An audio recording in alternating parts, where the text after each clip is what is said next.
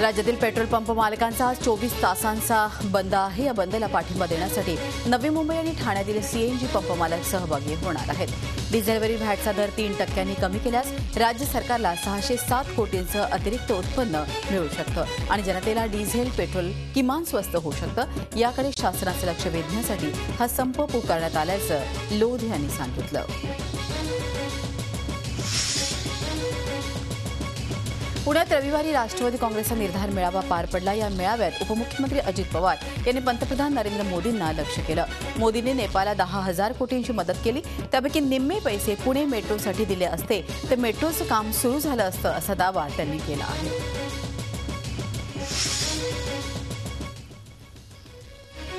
नेपाळला जाऊन 10,000 कोटी रुपये जाहीर करून टाकले। आपला अगदी ओतू चालल्यासारखं 10,000 कोटी त्यांना दिले आणि इथं ते 4-5 हजार कोटी दिले असते तर आमची मेट्रो झाली असते ना, इथं त्याचं काम सुरू झालं असतं।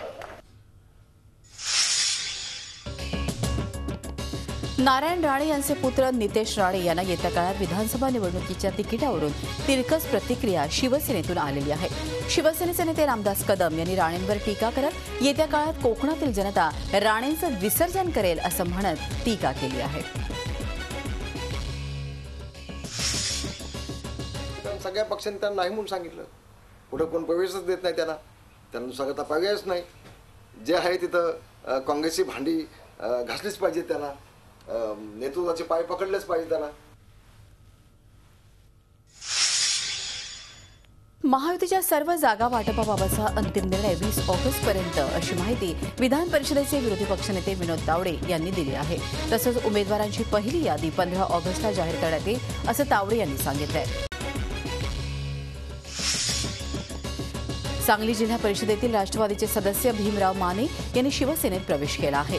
भीमराव माने हे हिंद केसरी स्वर्गीय मारुती माने यांचे पुतणे आहेत। राष्ट्रवादीच्या कार्यपद्धतीवर नाराज असलेल्या भीमराव माने यांची ग्रामविकास मंत्री जयंत पाटील यांच्या विरोधात निवडणूक लढण्याची इच्छा आहे।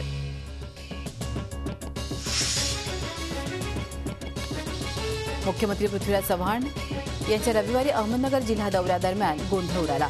मुख्यमंत्र्यांना निवेदन देण्यासाठी आलेल्या निळवडे कालवा कृती समितीच्या शेतकऱ्यांना पोलिसांनी मारहाण केल्यानं कार्यक्रमस्थळी गोंधळ उडाला। धनगर समाजाच्या कार्यकर्त्यांनी मुख्यमंत्र्यांच्या भाषणादरम्यान काळे पिवळे झेंडेही दाखवले।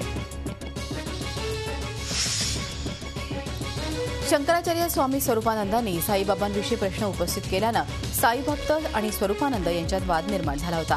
हा प्रश्न चर्चेतून मार्गी लावण्यासाठी 24 आणि 25 ऑगस्टला छत्तीसगडच्या कबीरधाममध्ये एक धर्म संसद आयोजित करण्यात आली आहे। या परिषदेला साई संस्थांच्या वतीनंही प्रतिनिधी पाठवावा असं पत्र पाठवण्यात आलं आहे। नवी मुंबई दहीहंडी सरावादरम्यान बाल गोविंदाचा मृत्यू झाल्याच्या घटनेला आता 24 तास उलटले आहेत। त्या पाठोपाठ मुंबईतल्या सांताक्रूज भागात दहीहंडीच्या सरावादरम्यान 8 गोविंदा जखमी झालेत। यापैकी 4 जणांची प्रकृती गंभीर आहे। यापैकी एका गोविंदाचं वय 12 असल्याची माहिती मिळते।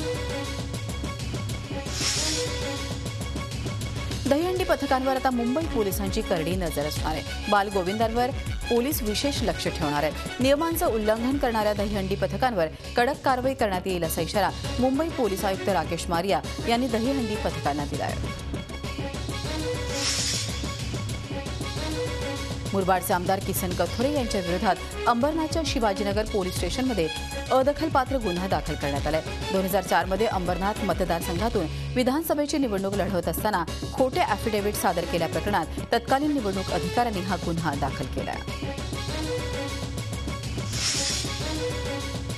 केबीसी घोटाळ्यातील सूत्रधाराला अद्यापही पोलीस अटक करू शकले नाहीत। त्यामुळे या चिटफंडमध्ये पैसे गुंतवलेले गुंतवणूकदार सरकारच्या उदासीन भूमिकेवर नाराज आहेत। याच पार्श्वभूमीवर आपल्याला न्याय मिळावा यासाठी या गुंतवणूकदारांनी भाजप खासदार किरीट सोमय्या यांची भेट घेतली।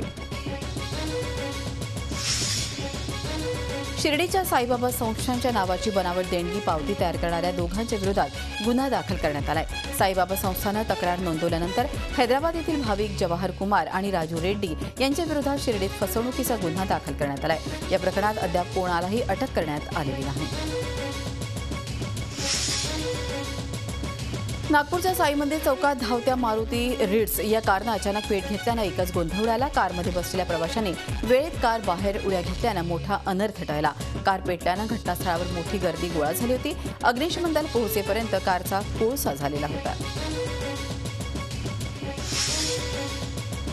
मुंबई पुणे द्रुतगती महामार्गावर लोणावळ्याजवळ ट्रक आणि तवेराच्या अपघातामध्ये 3 जणांचा मृत्यू झाला तर 6 जण जखमी झाले.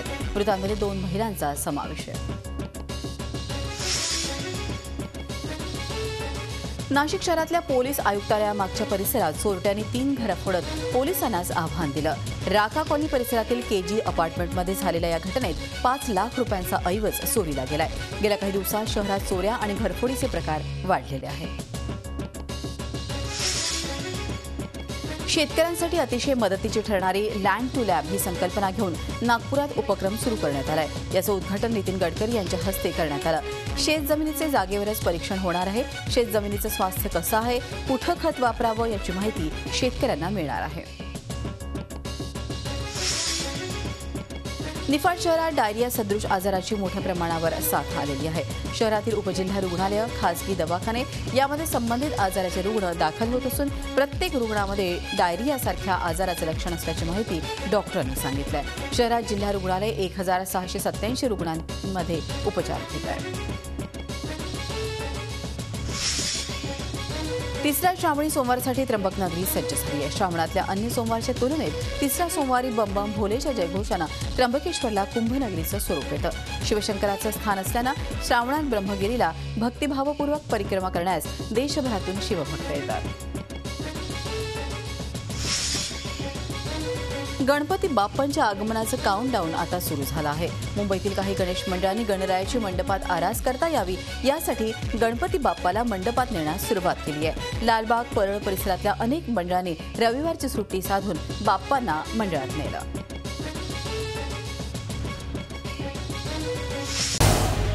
झी 24 तास रहा एक पाऊल पुढे.